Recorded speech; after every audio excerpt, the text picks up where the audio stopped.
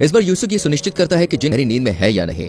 यूसुफ जिन की आंख के पास एक पेंसिल की लेड को बाहर निकालता है और वो तब तक नहीं रुकता जब तक कि वो पेंसिल की लेड नीचे न गिर जाए।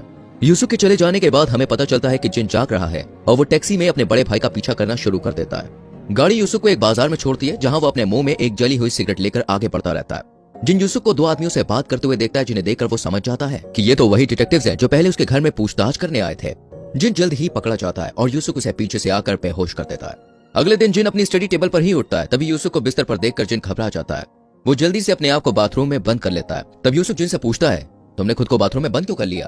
तो जिन उसे कल रात के बारे में सब कुछ बताता है, जिस पर यूसुफ उससे कहता है कि तुमने फिर से कोई सपना देख लिया है। हालांकि जिन जोर देकर कहता है, मैं अपने होशो आवाज में हूँ और मैं जानता हूँ कि मैं क्या कर रहा हूँ। जब यूसुफ उसे जवाब देना बंद कर देता है तो जिन चुपचाप एक एल्यूमिनियम पाइप लेकर बाथरूम से बाहर निकलता है। हालांकि जल्द ही यूसुफ उस पर हावी हो जाता है और उसे शांत करने की कोशिश करता है। यूसुफ उससे कहता है कि पेंसिल से लेकर टैक्सी तक जो कुछ भी तुम कह रहे हो वैसा कुछ भी नहीं हुआ है। फिर यूसुफ जिन से पूछता है कि कल तुमने अपनी दवाई ली थी, जिसे सुनकर जिन शांत हो जाता है क्योंकि उसे याद आता है कि कल उसने अपनी दवाई नहीं ली थी। फिर जिन अपनी दवाई लेता है और यूसुफ दोबारा बाहर चला जाता है। यूसुफ के बाहर जाने के बाद जिन पढ़ाई करने के लिए अपनी स्टडी टेबल पर जाता है, तभी उसे वहां पर एक टूटी हुई पेंसिल लेड दिखाई देती है। अब जिन को यकीन हो जाता है कि यूसुफ उससे झूठ बोल रहा था। जिन फिर से सबके बारे में अपनी माँ को बताता है, जिस पर उसकी माँ उससे कहती है, मैं इसके बारे में तुम्हारे पापा से जरूर बात करूंगी। लेकिन जिन कहता है, हमें और सबूत इकट्ठे करने चाहिए। हालांकि बाद में उस रात जिन चुपके से अपनी माँ को यूसुफ से उसके बारे में बात करते हुए सुन लेता है। अब जिन को पता चल जाता है कि ये उसका असली परिवार नहीं है और ये लोग उसका परिवार होने का सिर्फ ढोंग कर रहे हैं। तभी जिन की माँ को बाहर जिन के मौजूद होने का एहसास होता है।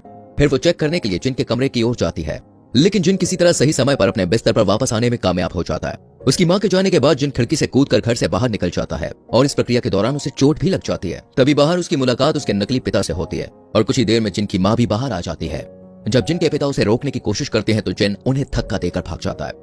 जिन की माँ जल्दी से एक गुंडे को उसके पीछे भेजती है, लेकिन जिन किसी न किसी तरह से पुलिस स्टेशन पहुंच ही जाता है और उस गुंडे से पीछा छुड़ाने में वो कामयाब हो जाता है। फिर जिन पुलिस को पूरा माजरा बताता है और वो पुलिस डेटाबेस में उसका नाम खंगालती है। वो बताते हैं कि जिन का जन्म 1977 में हुआ था और वो 41 साल का है। हालांकि जब जिन जोर देकर कहता है कि वो 41 साल का नहीं 21 साल का है, इस पर एक पुलिस अधिकारी उससे पूछता है कि चलो तुम ये बताओ कि ये कौन सा साल है, जिस पर जिन जवाब देता है कि ये 1997 है। लेकिन अधिकारी ये खुलासा करता है कि ये 1997 नहीं 2017 है। जिन ये सुनकर हैरान रह जाता है और चारों तरफ देखता है। तभी उसे कुछ लड़कों के हाथ में मोबाइल फोन दिखाई देता है। साथ ही उसे टीवी पर एक न्यूज दिखाई देती है जिसमें South Korean president Moon Jae In और अमेरिकन प्रेसिडेंट डोनाल्ड ट्रंप एक साथ दिखाई देते हैं। और जिन जब अपने आप को आईने में देखता है तो वो महसूस करता है कि वो तो सच में 41 साल का है। कंफ्यूज जिन अपने नकली परिवार का सामना करने के लिए घर वापस आ जाता है। घर में उसे उसी छोटे कमरे से रेडियो की आवाज आती है जिसे अब एक क्राइम सीन में बदल दिया गया था। तभी जिन का परिवार उसके सामने आता है और उसका भाई होने का नाटक करने वाला लड़का जिन को बताता है कि जिस कमरे में वो खड़े हैं उस कमरे में 20 साल पहले एक टीनेज लड़की और उसकी माँ की हत्या कर दी गई थी। जब पुलिस कई सालों तक हत्यारे को पकड़ने में नाकाम रही तो मामला ठंडा पड़ गया। इसलिए पीड़ितों के परिवार ने हत्यारे को ढूंढने के लिए नकली यूसुफ को काम पर रखा। फिर थोड़ी तहकीकात करने पर उस हत्यारे की पहचान जिन के रूप में हुई। यहाँ से सीन फ्लैशबैक में शिफ्ट होता है जहाँ हमें दिखाया जाता है कि उस हत्या करने वाली बात को कबूल करने के लिए जिन को किडनैप कर लिया गया था और उसे बुरी तरह से पीटा गया था, लेकिन जिन ने अपनी बेगुनाही बरकरार रखी। साइकेट्रिस्ट पार्क काका जिन का फर्जी पिता इन्वेस्टिगेशन टीम को बताता है कि जिन अपनी याददाश्त खो चुका है क्योंकि ये घटना बहुत ही दर्दनाक थी। इन्वेस्टिगेशन टीम साइकेट्रिस्ट पार्क से कहती है कि क्यों न जिन को हिप्नोटाइज करके वापस 1997 में भेज दिया जाए, क्योंकि उन्हें उम्मीद थी कि अगर जिन उन हत्या की घटनाओं को फिर से देखेगा तो हो सकता है कि उसकी याददाश्त वापस आ जाए और वो उन्हें बता सके कि उस दिन क्या हुआ था। इधर सब कुछ प्लान के मुताबिक ही चल रहा था, लेकिन उस रात जिन ने यूसुफ का अपहरण होते हुए देख लिया था। दरअसल यूसुफ को धोखाधड़ी के केस में गिरफ्तार किया गया था और वो 19 दिनों तक भी इसलिए गायब था क्योंकि उतने समय में वो जेल में था। पर फिर 19 दिन पूरे होने के बाद वो जमानत पर बाहर आ गया। तभी इस बात का खुलासा होता है कि उस छोटे से कमरे से आ रही आवाज किसी और की नहीं बल्कि उन इन्वेस्टिगेटिंग ऑफिसर्स की थी जो वहां पर काम कर रहे थे। अब कहानी वापस प्रेजेंट में आ जाती है। यूसुफ जिन को एक ऐसी जगह ले जा रहा था जहां उसे उन दो मासूम जानों की मौत की कीमत चुकानी पड़ेगी। जिन अपनी बेगुनाही बरकरार रखता है और वैन से बाहर कूद जाता है। यूसुफ उसका पीछा करता है लेकिन आखिर में उसकी गाड़ी एक पेड़ से जाकर टकरा जाती है। वहीं दूसरी तरफ जिन को भी एक अजनबी ट्रक टक्कर मार देता है जिसके कारण उसकी 1997 की याददाश्त वापस आ जाती है। यहाँ से सीन शिफ्ट होता है और हमें 1997 में फिल्म का शुरुआती सीन दिखाया जाता है। उस समय जिन अपने असली माता पिता और अपने बड़े भाई यूसुफ के साथ था। तभी अचानक एक कार एक्सीडेंट में दोस्तों उसके माता पिता की मौत हो जाती है और उसका बड़ा भाई यूसुफ बुरी तरह से घायल हो जाता है। यूसुफ की सर्जरी करवाने के लिए जिन को पैसों की सख्त जरूरत थी, लेकिन 1997 क्राइसिस की वजह से यह बहुत ही कठिन समय था।